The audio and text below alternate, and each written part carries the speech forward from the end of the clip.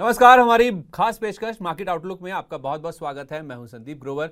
लेकिन Indian markets एक दायरे में फंसे हुए हैं। बीते एक महीने से आप देखें तो नीचे में 23,700, ऊपर में 24,800, इस रेंज में या बाजार अटका हुआ है। इसको पार करना बाजार के लिए काफ़ी मुश्किल पड़ता हुआ दिख रहा है। बाजार में गिरावट पर बाइंग तो देखने को मिलती है, लेकिन जैसे ही मार्केट थोड़ा सा ऊपर आते हैं तो सेलिंग प्रेशर भी बन जाता है। तो सवाल काफ़ी सारे हैं हर किसी के मन में कि क्या मार्केट में कन्विक्शन की कमी है। पिछले हफ्ते बाजार में काफ़ी उतार चढ़ाव भी देखने को मिला। क्या सिर्फ ये जियोपॉलिटिकल टेंशन की वजह से हो रहा है या फिर बाजार के अंदर कोई स्ट्रक्चरल रिस्क है, कोई बुनियादी जोखिम बन रहा है? ये भी एक बड़ा सवाल है जो कि हर किसी को परेशान कर रहा है।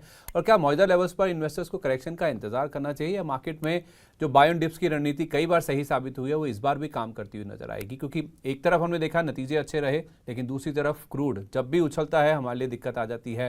टैरिफ्स का डर हमारे सर पे हमेशा रहता ही है और एफआईएस को लेकर अभी भी रुख साफ नहीं है। तो अगले 3 से 6 महीने में इनमें से कौन सा ऐसा फैक्टर है जो बाजार को सबसे ज़्यादा इम्पैक्ट करता हुआ नजर आ सकता है?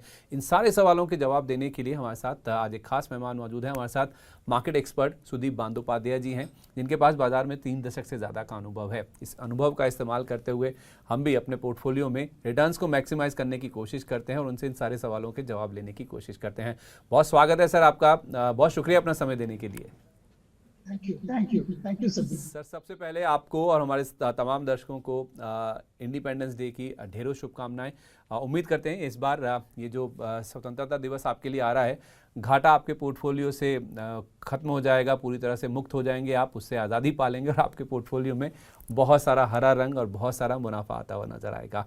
तो सर, मेरा पहला सवाल आपसे यही है, पिछला हफ्ता अगर हम देखें बाजार के लिए काफ़ी उतार चढ़ाव वाला था। स्पेशली पिछले 4 दिन में आप देखेंगे तो बाजार में काफ़ी हमने उठापटक बनती हुई दिखी। तो आपके हिसाब से सर ये क्या ट्रम्प साहब का किया धरा है, यानी कि जियोपॉलिटिकल टेंशन जो है यूएस ईरान की, उस वजह से, या फिर कोई एक बड़ा स्ट्रक्चरल रिस्क है जिसकी तरफ हम बढ़ रहे हैं, जो कि बाजार कहीं ना कहीं सेंस करने की कोशिश कर रहा है? क्योंकि नीचे में खरीदारी तो होती है, लेकिन जैसे ही बाजार ऊपर आता है तो सेलिंग प्रेशर भी देखने को मिल जाता है।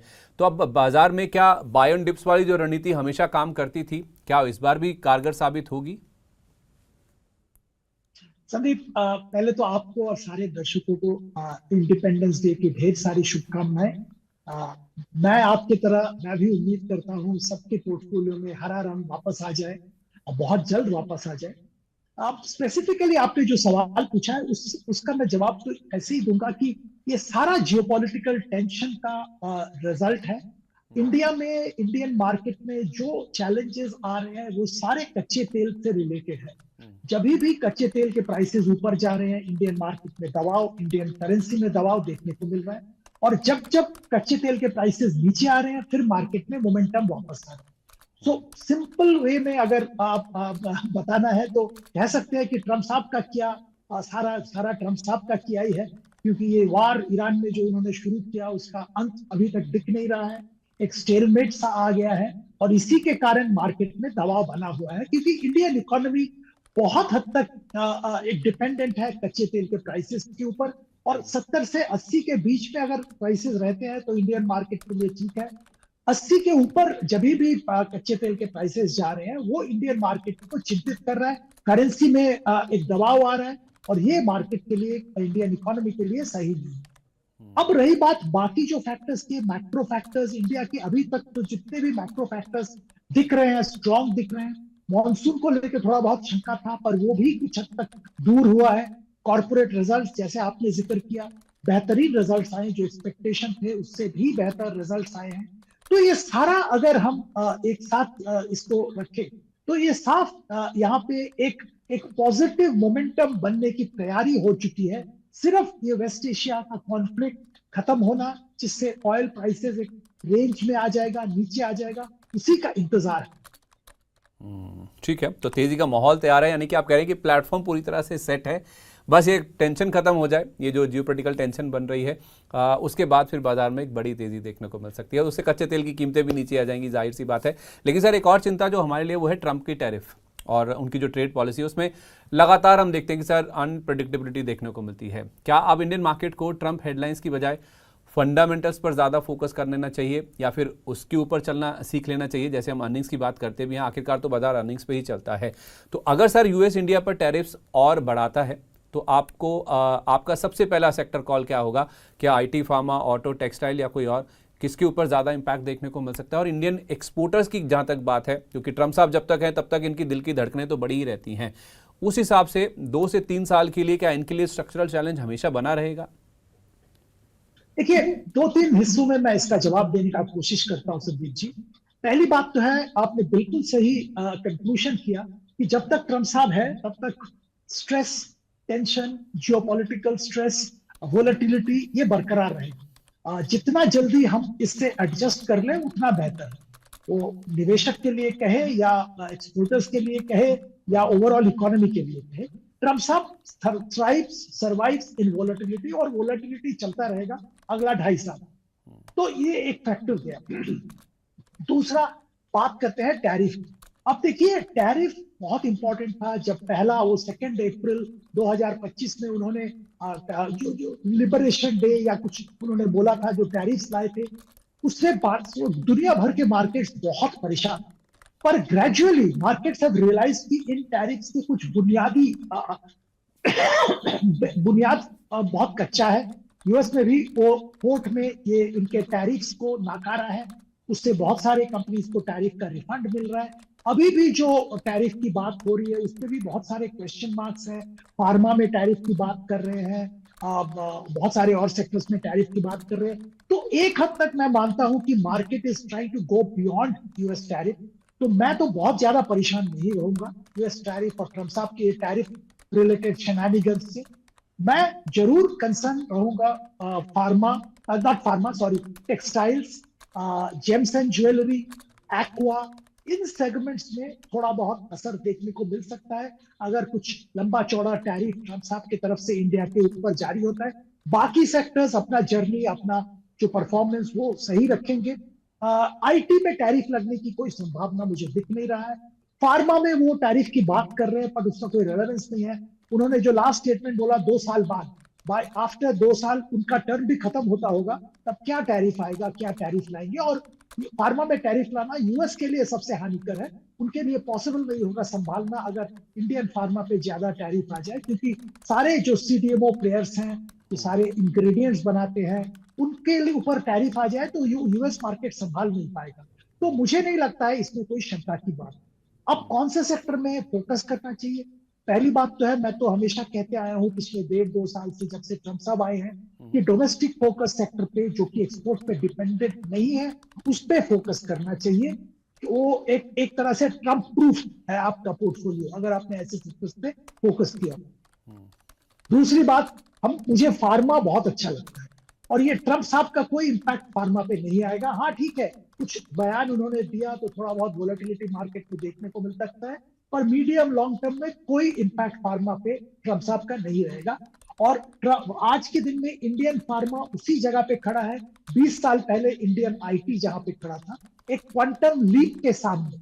और मुझे लगता है फार्मा बहुत अच्छा परफॉर्म करेगा। एक सेगमेंट फार्मा में है जो दिग्गज कंपनी जैसे सन फार्मा ऑर्गेनन एक्वायर करने के बाद उनका 70% प्लस पोर्टफोलियो ब्रांडेड और पेटेंटेड है। तो they are moving in a different direction. Multiple other जो बड़े दिग्गज फार्मा कंपनीज है, डॉक्टर रेड्डीज, ग्लेनमार्क, सिप्ला, ये सारे उसी दिशा में जा रहे हैं। लुपिन, सारे उसी दिशा में जा रहे हैं। तो उनके लिए फ्यूचर इज ब्राइट। थोड़ा बहुत वोलेटिलिटी आगे पीछे रहेगा पर दिक्कत कोई बात नहीं है। दूसरा सेगमेंट है जो सारे सीडीएमओ प्लेयर्स हैं, जो कॉन्ट्रैक्ट मैन्युफैक्चरिंग करते हैं इंडिया में, जो यूएस फार्मा, ग्लोबल फार्मा को सप्लाई करते हैं। चाइना प्लस वन बहुत इंपॉर्टेंट है ग्लोबल फार्मा के लिए। इसीलिए इंडियन सीडीएमओ प्लेयर्स के डिमांड और उनके पास ऑर्डर की कमी नहीं होगी। वो भी बहुत अच्छा परफॉर्म करेंगे, जैसे पिछले क्वार्टर में भी हमने देखा, जब नतीजे आए देखा कि बहुत अच्छा परफॉर्म कर रहे सीडीएमओ। तीसरा सेगमेंट है जो डोमेस्टिक फोकस्ड फार्मा कंपनीज है, वहां पे 25% सीएजीआर देखने को मिल रहा है और ये ग्रोथ चलता रहेगा डोमेस्टिक फोकस्ड फार्मा कंपनीज को भी। तो मुझे तो लगता है फार्मा हर तरह से अच्छा परफॉर्म करेगा। तो इन्वेस्टर के पोर्टफोलियो में फार्मा जरूर होना चाहिए। बिल्कुल होना चाहिए। फार्मा सेक्टर के आप कह रहे हैं कि बुलिश हैं आप, भले ही ट्रम्प के टैरिफ का डर है, घरेलू कंपनियां भी होनी चाहिए जो एक्सपोर्ट करती हैं, जो दिग्गज कंपनियां हैं, सीडीएमओ प्लेयर्स हैं, वो भी आपके पोर्टफोलियो में ज़रूर होनी चाहिए। मैं और भी सेक्टर्स की बात करता हूं सर, लेकिन ब्रेंट क्रूड आप देखेंगे सर $87-88 के आसपास फिर से आ गया और हॉर्मुज को लेकर अनसर्टेनिटी बनी हुई है। ट्रम्प साहब कह रहे हैं कि हम दावा कर रहे हैं कि वो खुला हुआ है और ईरान लगातार कह रहा है कि जब तक हमारी शर्तें नहीं मान ली जाती तब तक हॉर्मुज नहीं खुलेगा। अगर सर इस सारी तनातनी के बीच में $100 के पार क्रूड चला जाता है तो इंडियन इक्विटी स्टोरी में क्या कोई बड़ा क्रैक देखने को मिल सकता है, यानी कि बाजार में क्या कोई बड़ी गिरावट भी देखने को मिल सकती है? क्या उस सिचुएशन में एयरलाइंस, पेंट्स, केमिकल, टायर और जो कंज्यूमर स्टॉक्स हैं उन पे ज़्यादा दिक्कत हो सकती है? क्या उनसे दूरी बना के रखनी चाहिए, थोड़ा सिचुएशन क्लियर हो जाए तब उन पे कॉल लें? कुछ हद तक मैं आपके जो लॉजिक है उसके साथ सहमत हूँ। देखिए, हॉर्मुज स्ट्रेट को लेके जो ऊपर नीचे एक्सचेंज हो रहा है उसमें कोई सोल्यूशन सामने दिख नहीं रहा है। और ट्रम्प साहब कुछ भी बोले, ईरान कुछ भी बोले, the fact is Hormuz strait से जो शिप्स है वो बाहर नहीं आ रहे। एक जमाने में जब हॉर्मुज रियली ये वार से पहले दिन में 1000+ शिप्स उनका आना जाना रहता था और आज के दिन में 4, 5, 10, 12 शिप्स आना जाना है। तो ये तो खुला नहीं, इसको खुला नहीं कह सकते हैं। तो उस हॉर्मुज स्ट्रेट तो बंद है फॉर ऑल प्रैक्टिकल पर्पसेस। और कोई भी इंश्योरेंस कंपनी, देखिए सबसे बड़ी बात होती है इंश्योरेंस कंपनी, हर इंश्योरेंस कंपनी दुनिया का, अगर आप हॉर्मुज से जाएंगे तो आपको इंश्योरेंस नहीं देगी। और अगर आपको इंश्योरेंस नहीं मिलेगा, कोई शिपिंग कंपनी वो रिस्क नहीं लेगा और हॉर्मुज से सामान और शिप नहीं भेजेगा। इस हालत में हॉर्मुज खुला है बोलना कोई मतलब, इसका कोई मतलब ही नहीं है। हॉर्मुज आपने खुला बोल दिया पर कोई शिप उसमें से जा नहीं रहा है, आ नहीं रहा है, तो क्या फायदा? तो स्थिति तो वही है। और इस माहौल में अगर टेंशन और भी बढ़ जाए और ऑयल प्राइसेस $100 पार हो जाए तो मुझे तो लगता है बहुत दिक्कत आ सकता है इंडियन मार्केट में, ग्लोबल मार्केट्स में, हर जगह पे दिक्कत आ सकता है। एक तरह से मैं कहूंगा कि अभी भी ऑयल प्राइसेस कंट्रोल में है, एक रेंज में घूम रहा है। इसका कारण है सारा दुनिया में ऑयल का इन्वेंट्री बहुत बना हुआ था और lot of countries including China वो इन्वेंट्री यूज कर रहे थे। तो मार्केट में सही जो डिमांड है वो आया नहीं अभी तक। अगर अचानक कोई इन्वेंट्री खत्म हो रहा है और वो डिमांड मार्केट में आ जाता है तो ऑयल प्राइस, कोई बड़ी बात नहीं है $100 क्रॉस कर जाना अगर हॉर्मुज बंद रहता है। तो इस स्थिति में थोड़ा सतर्क रहना, पर्टिकुलरली ऑयल डिपेंडेंट जो ऑयल या ऑयल डेरिवेटिव्स को लेके काम करते हैं, उन कंपनीज में थोड़ा सतर्क रहना सही होगा। अब ये कह सकते हैं कि परसों अगर हॉर्मुज खुल गया और वेस्ट एशिया का कॉन्फ्लिक्ट खत्म हो गया तब तो कोई इसका कोई मतलब ही नहीं होगा, वो बिल्कुल सही है। अगर आप एग्रेसिव इन्वेस्टर हैं और अगर आप बेट लेना चाहते हैं कि हॉर्मुज खुलेगा तो आप उस कंपनीज में निवेश कर सकते हैं। पर अगर आप कंजर्वेटिव इन्वेस्टर है, थोड़ा बहुत सोच समझ के कदम लेना चाहते हैं, तो मेरी सलाह तो यही होगी ऑयल सेंसिटिव सेक्टर से थोड़ा संभल के रहिए। बिल्कुल, थोड़ा सा सतर्क रहे तो ज़्यादा बेटर है। मैं सर इसलिए भी पूछ रहा था क्रूड के लिए आपसे क्योंकि हाल ही में यूएस में एक बिल पारित हुआ है लोअर हाउस में, जिसमें उन्होंने ये कहा है कि रशिया से जो भी कच्चा तेल खरीदते हैं उनके ऊपर 100% टैरिफ लगाया जाएगा। तो और अगर सर आने वाले समय में ट्रम्प साहब रूस से ऑयल खरीदने पर इंडिया के ऊपर किसी तरह का प्रेशर डालते हैं कि कम किया जाए, तो क्या ये मार्केट्स के ऊपर भी इम्पैक्ट डाल सकता है? क्या एक रिस्क के तौर पे हो सकता है? क्योंकि जुलाई में अगर आप देखेंगे ना सर, रशिया का जो डिपेंडेंस है, रशिया पे हमारी जो डिपेंडेंस है इंडियन इंपोर्ट्स के हिसाब से देखें तो 50% से ज़्यादा का क्रूड हमारा वहीं से ही आया है। तो ये भी एक बड़ा रिस्क है जो कि बाजार कहीं ना कहीं सेंस करने की कोशिश कर रहा है, जिस वजह से चल नहीं पा रहा है बाजार। देखिए, आप बिल्कुल ठीक कह रहे हैं और अगर ये होता है तो डेंजरस होगा, पर ये सुइसाइडल होगा यूएस के लिए। क्योंकि अगर रशिया से इंडिया खरीदना बंद कर दे, चाइना खरीदना बंद कर दे, तो वो डिमांड, इंडिया का डिमांड तो कम नहीं हो जाएगा, इंडिया का डिमांड तो आधा नहीं हो जाएगा। India will try and source crude from other places, जो कि क्रूड ऑयल प्राइसेस पे जबरदस्त दबाव डालेगा और वो ऊपर शूट करेगा, जो कि डिजास्टर्स होगा यूएस में। क्योंकि यूएस में पंप प्राइसेस अगर बहुत बढ़ जाता है तो ट्रम्प साहब के लिए वो बहुत हानिकारक होगा, क्योंकि वो डायरेक्टली कंज्यूमर को अफेक्ट करता है और उनके सामने नवंबर में मिड टर्म इलेक्शंस है। तो ये तो उनके लिए सुइसाइडल होगा। पर देखते हैं, क्योंकि ट्रम्प साहब का कोई भरोसा नहीं किया जा सकता है कब क्या करेंगे, तो वॉच करना पड़ेगा, यही मैं कहूंगा। सर पहली तिमाही के नंबर्स की अगर हम बात करें, इन सब से हटके अगर हम फंडामेंटल्स पर फोकस करने की कोशिश करें, जैसे हम शुरुआत में भी बात कर रहे थे, तो जो शुरुआती नंबर्स आए हैं वो काफ़ी रेजिलिएंट रहे हैं। इनफैक्ट अब तो रिजल्ट सीजन खत्म भी हो चुका है। इकरा के जो 838 लिस्टेड कंपनीज के सैंपल में से देखें तो रेवेन्यू ग्रोथ 22% रही है, जबकि कुछ सेक्टर्स में हमने देखा है जैसे फाइनेंशियल्स हुआ या फिर बैंक्स हुआ, इनकी तो प्रॉफिट ग्रोथ काफ़ी मजबूत देखने को मिली। इनफैक्ट कई तिमाहियों से हम देख रहे हैं कि बैंकिंग फाइनेंशियल काफ़ी अच्छा परफॉर्म कर रहा है। ओवरऑल देखा जाए सर तो Q1 FY27 के रिजल्ट्स को अगर आप देखेंगे तो आप कैसे देख रहे हैं? स्ट्रांग है, एवरेज है या फिर मिक्स्ड रहे हैं? आप कैसे रेट कर रहे हैं? और सबसे बड़ा सरप्राइज क्या था सर? कोई सेक्टर ऐसा जिसने सबसे ज्यादा सरप्राइज किया इस बार के नंबर्स में? देखिए, परफॉर्मेंस तो बहुत ही अच्छा था। अगर आप देखेंगे स्मॉल कैप, अगर यूनिवर्स स्मॉल कैप देखेंगे, 30% प्लस ग्रोथ दिखाया है, जो कि एक्सपेक्टेशन से थोड़ा बेहतर था। अगर आप मिड कैप देखेंगे, मिड कैप में लगभग 20-22% ग्रोथ दिखाया और लार्ज कैप में लगभग 15% ग्रोथ दिखाया। तो मुझे तो लगता है ये बहुत ही अच्छा परफॉर्मेंस ओवरऑल था इंडियन स्टॉक मार्केट का, इंडियन कंपनीज का। और ओवरऑल निफ्टी का भी अगर ये ट्रेंड चलता रहता है तो 15% ओवरऑल ग्रोथ ईयर एंड तक देखने को मिलेगा, जो कि मेरे ख्याल से अच्छा ग्रोथ माना जाता है इस सर्कमस्टांसिस में। तो इसमें कोई दिक्कत की बात नहीं है। अब कौन सा सेक्टर, मैं तो बोलूंगा बीएफएसआई का परफॉर्मेंस बहुत अच्छा था। आप अगर देखिए सीमेंट का परफॉर्मेंस अच्छा था।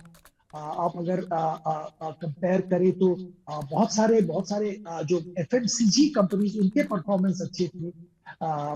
मेटल्स, माइनिंग मेटल्स, इन क्षेत्र में प्राइस में वोलेटिलिटी है पर परफॉर्मेंस अच्छा था। ऐसे बहुत सारे सेक्टर्स, बाय एंड लार्ज बहुत सारे सेक्टर्स ने अच्छा परफॉर्म किया। अब कौन सा सेक्टर अच्छा परफॉर्म नहीं किया वो ढूंढना, उसमें टाइम लगेगा। अच्छा परफॉर्मेंस तो बहुत सारे सेक्टर्स ने किया। ये अपने आप में काफ़ी बड़ा पॉजिटिव जवाब हुआ सर कि नेगेटिव ढूंढना मुश्किल पड़ रहा है। दैट मीन्स नंबर्स काफ़ी अच्छे रहे, यानी कि ये तो दाल में से वो काले कंकड़ ढूंढने वाली बात हो गई कि कोई इस बार नंबर्स में अगर कोई ख़राब रहा है नहीं रहा है। अच्छा, आईटी की बात करें, जब खराब नंबर्स की बात आ रही है तो आईटी में भी इस बार अगर देखें तो रिजल्ट्स काफ़ी ठीक ठाक रहे हैं, ग्रोथ काफ़ी अच्छी देखने को मिली है। तो आईटी में सर ये जो करेक्शन की जो करेक्शन देखने को मिल रहा है, क्या इसे आप अपॉर्चुनिटी मानेंगे या फिर अभी भी अर्निंग्स विजिबिलिटी कमज़ोर है, या एक दो सेक्टर्स के और नंबर्स आने दें तब उसके ऊपर व्यू बनाना सही रहेगा? जी, आईटी से मैं दूर रहने की सलाह बहुत दिन से दे रहा हूं। आपके प्रोग्राम में भी मैं निवेशक को बोल चुका हूं और अभी भी वही कहूंगा।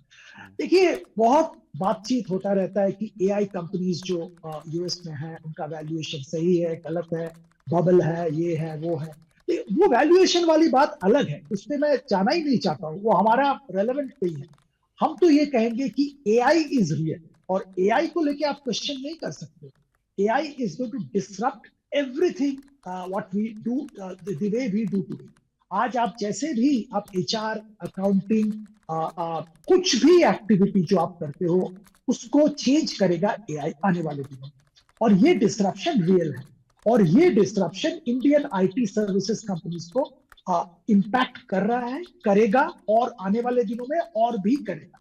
अब बात यह है कि इंडियन आईटी कंपनीज अच्छे कंपनीज है, स्ट्रॉन्ग मैनेजमेंट है, बैलेंस शीट स्ट्रॉन्ग है, तो वो जरूर अडॉप्ट करेंगे।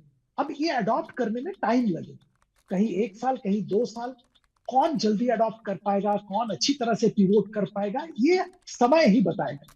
पर अगला 1-2 साल उनका अर्निंग्स विजिबिलिटी बिल्कुल नहीं है, और उनका रेवेन्यू पे दबाव है, प्रॉफिटेबिलिटी पे दबाव है, मार्जिन पे दबाव है, एक्चुअल हार्ड प्रॉफिट नंबर्स पे दबाव है, हर क्षेत्र में दबाव है। और कोई भी विद सर्टेनिटी नहीं कह सकता है कि ये अच्छा, अब से अच्छा होगा, कल से अच्छा होगा, अगले तिमाही से अच्छा होगा। ये बोलना असंभव है, क्योंकि आईटी में, सॉरी, एआई में जो डेवलपमेंट्स हो रहे हैं उसका स्पीड ऑफ डेवलपमेंट बहुत जबरदस्त है। आज हम और आप बात कर रहे हैं, एक एक लेवल पे एआई है, पता नहीं अगले हफ्ते कौन सा लेवल पे एआई पहुंच जाएगा, क्या कौन सा नया मॉडल आ जाएगा, उसको उसके साथ एडजस्ट करके इंडियन आईटी कंपनीज को अपना भी बिजनेस का दिशा या एक्टिविटीज का दिशा चेंज करना पड़ेगा। तो एक अनसर्टेन वर्ल्ड में Indian IT companies are operating, जहां पे किसी चीज की सर्टेनिटी उनके लिए, उनके पास भी नहीं है। तो इस माहौल में क्यों जाना है वहां? आप दूसरे सेक्टर ढूंढिए, दूसरे जगह पे निवेश करिए, यही मेरी सलाह है। अब ये बाद में हो सकता है कि शायद ये लो था, आने वाले दिनों में अच्छा होगा, ये हो सकता है, पर वो रिस्क लेना मुझे तो लगता है सही नहीं होगा आज की। क्या वो दूसरा सेक्टर ऑटो होगा सर? क्योंकि नंबर्स बहुत स्ट्रांग आ रहे हैं। हालांकि एक चीज़ ये भी है, एक सबका ये भी मानता है कि नंबर्स अच्छे आ रहे हैं, जीएसटी कट का इम्पैक्ट देखने को मिल रहा है, नंबर्स बहुत स्ट्रांग आ रहे हैं, चाहे आप रिजल्ट्स में देखें चाहे इनके ऑटो सेल्स पे देखें। लेकिन इसके साथ साथ ये भी देखना होगा कि वैल्यूएशंस काफ़ी ऊपर आ गए हैं। तो क्या अर्निंग्स ग्रोथ वैल्यूएशन को कैचअप कर पाई हैं ऑटो सेक्टर में? टू एन एक्सटेंट बहुत अच्छा, आपने बिल्कुल सही कहा, ऑटो सेक्टर में बहुत अच्छा परफॉर्मेंस दिखाया। और दोनों साइड पे आपने जैसा बोला, vehicle sales number, actual number on ground has been very good, corporate performance also भी हैज बीन वेरी गुड। तो दोनों जगह पे ऑटो कंपनीज ने अच्छा परफॉर्म किया। आप महिंद्रा की बात करिए, आप बजाज की बात करिए, टीवीएस की बात करिए, आयशर मोटर्स की बात करिए, टू व्हीलर्स, सारे टू व्हीलर्स कंपनीज, मारुति की बात करिए, तो हर जगह पे परफॉर्मेंस अच्छा आया है। पर मैं यहाँ पे एक चीज पॉइंट करना चाहूंगा संदीप जी, ऑटो से भी बेहतर परफॉर्मेंस ऑटो एंसिलरी ने दिखाया। एग्जैक्टली। और यहाँ पे हम तो बहुत दिनों से ऑटो एंसिलरी के फैन हैं, और हम निवेशक को हमेशा सलाह दे रहे हैं कि अगर आपको किसी क्षेत्र में निवेश करना है, पहला अपॉर्चुनिटी में ऑटो एंसिलरी में निवेश करें, क्योंकि वो सिर्फ इंडिया में नहीं काम कर रहे हैं। उनके जो दिग्गज हमारे ऑटो एंसिलरी कंपनीज हैं, वो सारे दुनिया के ओईएम, जो ग्लोबल ओईएम्स है, उनके साथ काम कर रहे हैं, और इनके लिए स्कोप बहुत ज्यादा हो गया, और ये बहुत ही अच्छा काम भी कर रहे हैं। तो आप किसी भी कंपनी की बात करिए, आप संवर्धना मदरसन की बात करिए, सोना बीएलडब्ल्यू की बात करिए, उनो मिंडा की बात करिए, और भी मतलब आप किसी का ऑटो एंसिलरी कंपनी का नाम लीजिए, छोटे मझोले ऑटो एंसिलरी कंपनीज भी है जो भी बहुत अच्छा काम कर रहे हैं, और स्कोप कंटिन्यूसली बढ़ रहा है। और एक चीज ध्यान रखिए, ऑटो में एक बहुत बड़ा चेंज आ रहा है, आईस इंजन से ईवी में मूव हो रहा है। अब इसमें कौन सक्सेसफुल होगा, कौन नहीं होगा, कितना सक्सेस होगा, ये बताना बहुत मुश्किल है। तो आज के दिन में टाटा मोटर्स का जो पैसेंजर व्हीकल है, वो they sell the largest number of EVs, but future में क्या वही लीडर रहेगा, बताना बहुत मुश्किल। पर मैं एक चीज कहूंगा यहाँ पे, ऑटो एंसिलरी कंपनी, उनके लिए ये ट्रांजिशन बहुत इजी है, और सब लोग कर रहे हैं। और ईवी में पर कार ऑटो एंसिलरी कंपोनेंट ज्यादा सप्लाई कर रहे हैं, तो उनके लिए बिजनेस स्कोप और भी बढ़ रहा है, और ये ट्रांजिशन उनके लिए बिल्कुल स्मूथ है। वेयर ऑटो कंपनीज के लिए ट्रांजिशन स्मूथ नहीं है। ईवी टेक्नोलॉजी, ईवी इंजन तैयार करना कंप्लीटली डिफरेंट है कंपेयर टू आईसी इंजन। तो ऑटो में थोड़ा बहुत अनसर्टेनिटी बना हुआ है। ठीक है, पिछले क्वार्टर में अच्छा परफॉर्मेंस देखा, इसके पहले क्वार्टर में भी अच्छा परफॉर्मेंस देखने को मिला, और मेरी सलाह होगी, first priority should be auto ancillary. ठीक है, ऑटो एंसिलरी पे ज़्यादा फोकस कीजिए ऑटो के मुकाबले। कुछ और सेक्टर्स की बात करें तो उसमें कैपिटल गुड, डिफेंस, और अगर आप इंडस्ट्रियल शेयरों की बात करें जिसमें इंजीनियरिंग एक ऐसा नाम है जो कि हाल फिलहाल में काफ़ी ज़्यादा बज़ में है, तो इनमें अर्निंग ग्रोथ काफ़ी अच्छी रही है इन सारी कंपनियों में। लेकिन क्या इन स्टॉक्स में अब हम ग्रोथ खरीद रहे हैं या फिर सिर्फ वैल्यूएशन को ट्रेड कर रहे हैं? देखिए, ये आपने बिल्कुल बहुत अच्छा टर्म यूज किया, वैल्यूएशन को ही ट्रेड कर रहे हैं। पर्टिकुलरली अगर आप मैं दूसरा सेक्टर का नाम दे रहा हूँ, ईएमएस। जो ईएमएस सेक्टर है, इलेक्ट्रॉनिक मैन्युफैक्चरिंग सेक्टर है, यहाँ पे वैल्यूएशन देखिए 50-60 मल्टीपल पे काम हो रहा है। अब कंपनीज में कोई बुराई नहीं है, इनका 25-30% ग्रोथ ईयर ऑन ईयर मिलता रहेगा, पर जो कंपनी का ग्रोथ 25% है, उसको 60-70-80-100 पी मल्टीपल मिलना, मुझे तो समझ में नहीं आ रहा है ये कहाँ पहुंच रहे हैं हम लोग। तो थोड़ा सतर्क रहना सही होगा। डिफेंस में भी यही स्थिति कुछ हद तक बना हुआ है, तो वहां पे भी देखिए ऑर्डर की कमी नहीं है, और आता रहेगा ऑर्डर। अच्छे कंपनीज भी है, मैनेजमेंट भी स्ट्रांग हुआ, ऑपरेशनल एफिशिएंसी सिग्निफिकेंटली इंप्रूव हुआ, पर इसके बावजूद आज के दिन में जो वैल्यूएशन में काम हो रहा है, वहां पे मुझे तो थोड़ा बहुत दिक्कत है रिकमेंड करने में, खरीदने में। हाँ ठीक है, ऑटो से डिफेंस में अगर आप डिफेंस इलेक्ट्रॉनिक्स की बात करें, वहां पे मैं एग्जांपल के तौर पे बता रहा हूँ, बीईएल, भारत इलेक्ट्रॉनिक्स लिमिटेड, बहुत अच्छा परफॉर्म कर रहा है, बहुत अच्छा कंपनी है, वैल्यूएशन भी बहुत अच्छा हो गया है, और इसके बावजूद आप लॉन्ग टर्म के लिए पोजीशन ले रहे हैं, तो मुझे लगता है वहां पे अभी भी खरीदारी की जा सकती है। पर कैन आई से the same thing for all defence companies? May be not. Engineering में देखिए, एक सेगमेंट है, जैसे जो जो जो पावर इक्विपमेंट बनाते हैं, कंस्ट्रक्शन इक्विपमेंट बनाते हैं, जी वर्नोवा, सीमेंस, हिताची, तो ये सारे दिग्गज कंपनीज हैं, बहुत अच्छा परफॉर्म कर रहे हैं, ग्लोबल पेरेंटेज है। अब इनका एक लेवल पे वैल्यूएशन चल रहा है, जहां पे एक्सपेक्टेशन क्या है कि इनके जो इंटरनेशनल पेरेंट है, वो इंडिया से प्रोक्योर करना चालू करेंगे, तो इनका जो बिजनेस वो अभी ग्लोबल हो जाए। अभी एक्सपेक्टेशन है, कुछ हद तक I can understand and appreciate the expectation, पर ये होने में थोड़ा टाइम लगे, और वैल्यूएशन ऑलरेडी वहां रीच कर गया। तो मैं थोड़ा सतर्क रहने का सलाह दूंगा कि अगर कभी भी आप 50, 60, 70, 80, 100 पी मल्टीपल वाला स्टॉक खरीद रहे हैं, तो आपका टर्म बिल्कुल बहुत अच्छा टर्म मुझे लगा। आप वैल्यूएशन ट्रेड कर रहे हैं, आप फंडामेंटल ट्रेड नहीं कर रहे। ठीक है। अच्छा सर, थोड़ा अगर आपकी मेमोरी को मैं हल्का सा टेस्ट करूं, 45 दिन का ये पूरा रिजल्ट सीजन होता है सर, उसमें 2 या 3 नाम ऐसे जो आपके माइंड में स्ट्राइक किए, जिन्होंने नंबर्स एक्सेप्शनली अच्छे परफॉर्म किए, डिलीवर किए, और उसके बाद भी जगह है या फिर अपसाइड की गुंजाइश है, और 2-3 नाम ऐसे जिनको नंबर्स को देख के आपके मन में काफ़ी ज़्यादा निराशा हुई, या तो एक्सपेक्टेशन पूरे नहीं हो पाए, या फिर उन कंपनियों के मैनेजमेंट की कमेंट्री ऐसी नहीं थी जैसा बाजार सुनना चाहता था। कोई ऐसे 4-5 नाम जो आपके इस पूरे रिजल्ट सीजन के निचोड़ में से आप निकालना चाहेंगे? देखिए, बैंकिंग क्षेत्र में बहुत सारे कंपनीज के रिजल्ट जो एक्सपेक्टेशन हम लोगों का था उससे भी बेहतर आया है। तो पहला तो दिग्गज बैंक एसबीआई, मैं कहूंगा कि एसबीआई के नतीजे was much better than what we were expecting. और एसबीआई जैसा बैंक उस वॉल्यूम पे, उस स्केल पे परफॉर्मिंग बेटर देन एक्सपेक्टेशन एक अपने आप में बहुत बड़ी बात है। आने वाले दिनों में और भी बहुत सारे ट्रिगर्स एसबीआई में आ रहे हैं। एनएससी का बहुत बड़ा हिस्सा एसबीआई के पास है, वो बिक रहा है, तो बहुत सारे ट्रिगर उनके पास है, तो वो आ रहे हैं। तो मैं तो एसबीआई को एक अलग प्लेटफॉर्म पे रखूंगा।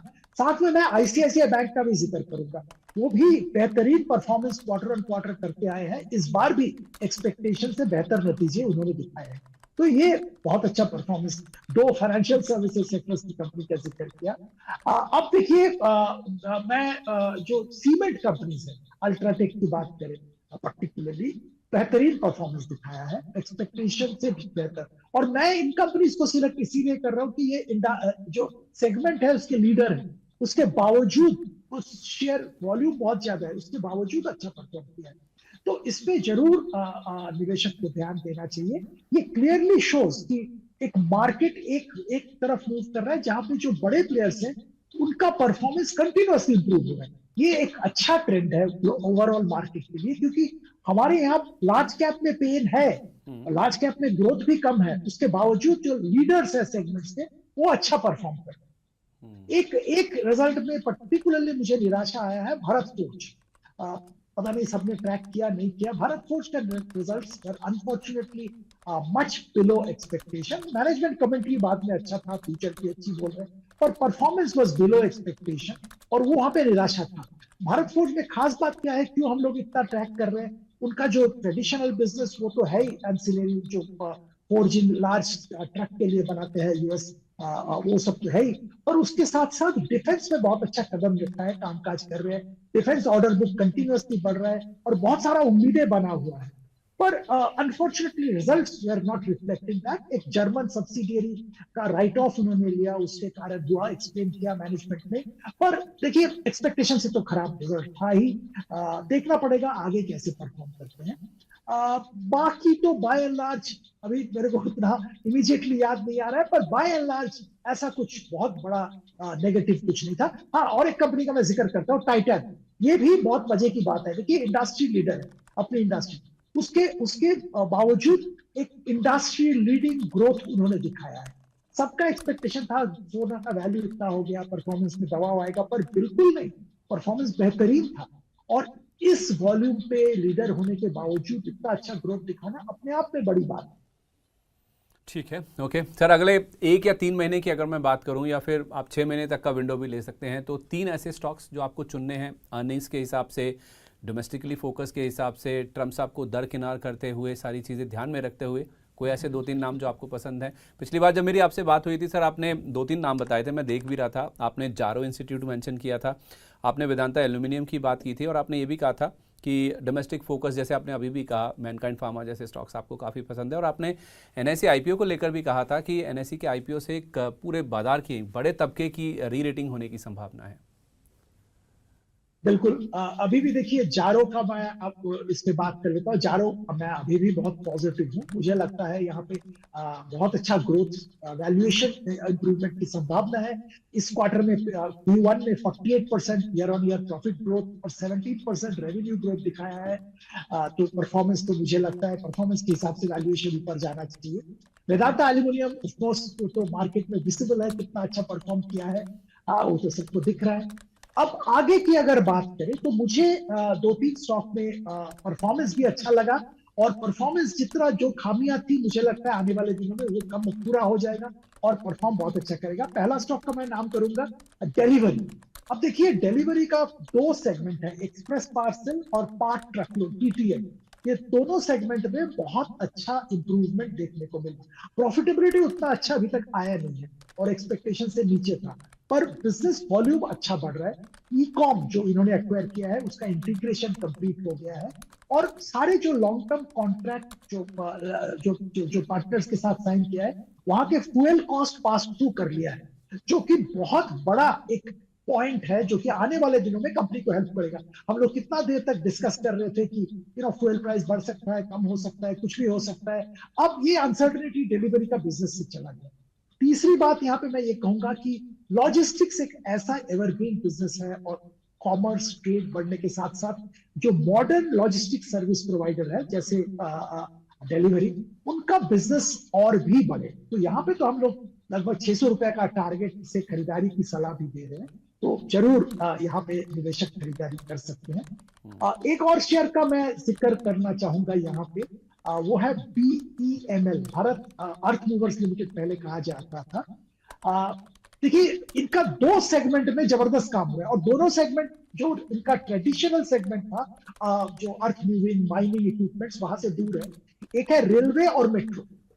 सबको मालूम है कि कितना जबरदस्त देश में काम हो रहा है रेलवे और मेट्रो का, और यहाँ पे बहुत ही बेहतरीन परफॉर्मेंस BEML का है, बहुत जबरदस्त ऑर्डर बुक है, बहुत अच्छा काम कर रहे हैं।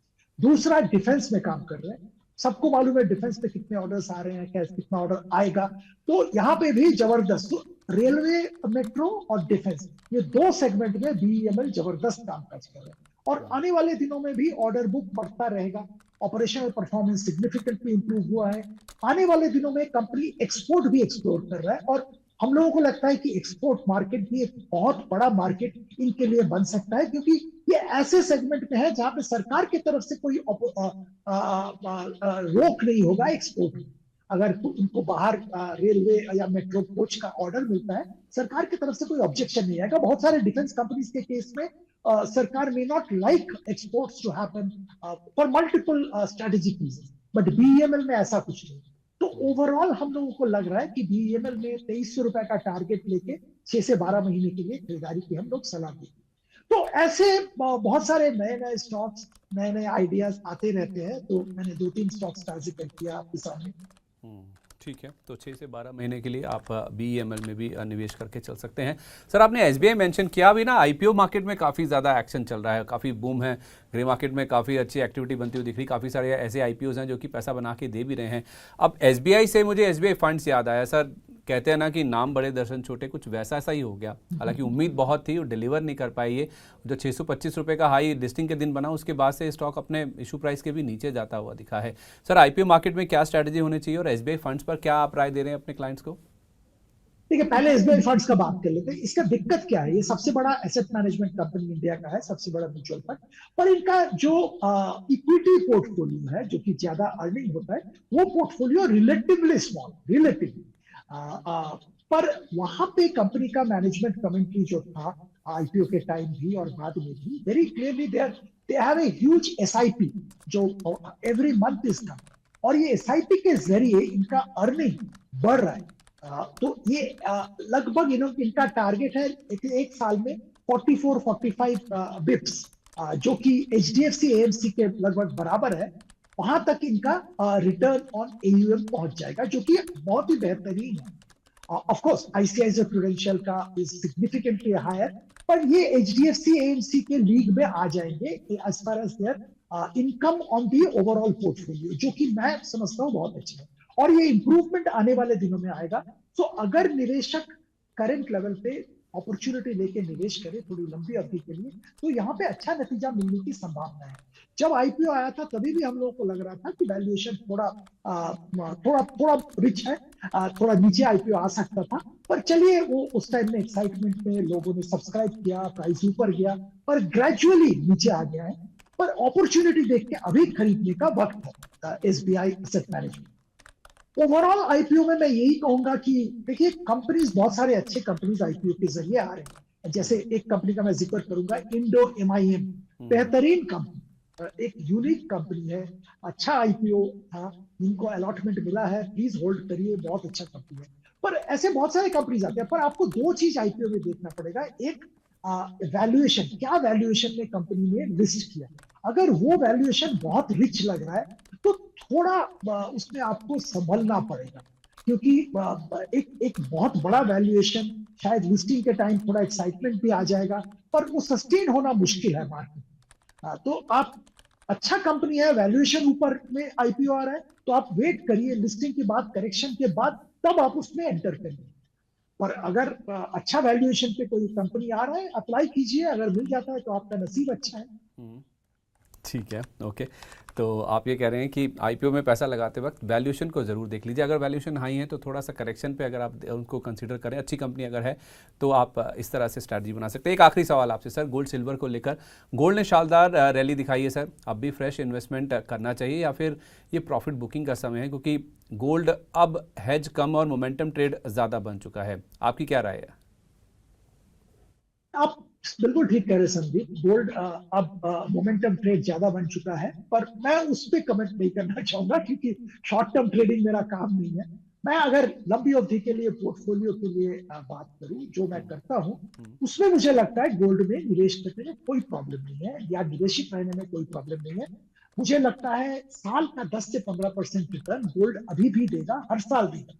फ्लक्चुएशन बहुत होगा, और फ्लक्चुएशन के बहुत सारे कारण है, उस पर विस्तार पे मैं अभी डिस्कस नहीं करना चाहता हूं, पर फ्लक्चुएशन होगा। क्यों 10 से 15% रिटर्न कंटिन्यूसली देगा? इसका मुख्य कारण ये है कि सारे दुनिया के जो सेंट्रल बैंक्स हैं, वो गोल्ड खरीद रहे हैं, और वो खरीदते रहेंगे, क्योंकि यूएस डॉलर से कुछ हद तक सबका भरोसा थोड़ा बहुत हिला हुआ है, और उसी के लिए एक पोर्शन ऑफ हर देश का रिजर्व वो गोल्ड में रखने की कोशिश कर रहे हैं। और ये कोशिश इंडियन सेंट्रल बैंक भी कर रहा है, चाइनीज सेंट्रल बैंक भी कर रहा है, दुनिया के सारे सेंट्रल बैंक कर रहे हैं, और इसी के कारण एक गोल्ड का डिमांड स्टेबल लेवल पे आ गया है, जो डिमांड आता रहे। और ये डिमांड अगर कंटिन्यूसली रहे तो गोल्ड का प्राइस अप्रिसिएशन एनुअली 10-15%, 10 से 15%, डिपेंडिंग ऑन अदर फैक्टर्स होता रहे। अब आपने अगर पीक पे एंट्री ले लिया तो वहां से थोड़ा बहुत करेक्शन हो सकता है किसी साल में, पर अगर आप निवेशित रहेंगे तो आपको सालाना 10-15% रिटर्न मिलता है। ओके, और gold versus silver sir, which is better, या फिर थोड़ा थोड़ा दोनों लें? देखिए, थोड़ा थोड़ा दोनों लेना चाहिए। सिल्वर में वोलेटिलिटी ज्यादा है, पर सिल्वर में और एक खास वजह है, सिल्वर का इंडस्ट्रियल यूज भी तगड़ा है, और वो इंडस्ट्रियल यूज बढ़ भी रहा है। तो जैसे गोल्ड सेंट्रल बैंक्स खरीद रहा है, वैसे सिल्वर में एक डिमांड का स्ट्रीम इंडस्ट्रियल यूज है, और वो स्ट्रीम में कंटिन्यूसली यूज बढ़ रहा है, तो सिल्वर का भी डिमांड एक लेवल पे स्टेबल जरूर होगा। तो मुझे तो लगता है सिल्वर में भी आपको निवेश करना चाहिए, सिल्वर में भी रिटर्न मिलेगा, पर सिल्वर में वोलेटिलिटी गोल्ड से भी ज्यादा है और रहेगा। ठीक है, वॉलेटिलिटी ज़्यादा रहती है सिल्वर में गोल्ड के मुकाबले, लेकिन गोल्ड में भी पैसा लगा के रखिए, 10 से 15% सालाना रिटर्न आपको मिलेंगे, और चांदी में भी आपको ज़रूर निवेश करना चाहिए, पोर्टफोलियो रीबैलेंसिंग के हिसाब से भी या फिर डाइवर्सिफिकेशन के हिसाब से भी। बहुत शुक्रिया आपका सर, अपना कीमती समय आज हमारे साथ शेयर करने के लिए। सवाल तो बहुत सारे, लेकिन समय निकल गया है। तो सर, काफ़ी सारे स्टॉक्स हमने, काफ़ी सारे सेक्टर्स डिस्कस किए हैं, जाने से पहले कोई डिस्क्लेमर? जी, मैं मेरे निवेशक को यही सारे स्टॉक्स में निवेश करने की सलाह देता हूं, मेरे खुद के पोर्टफोलियो में ये स्टॉक्स।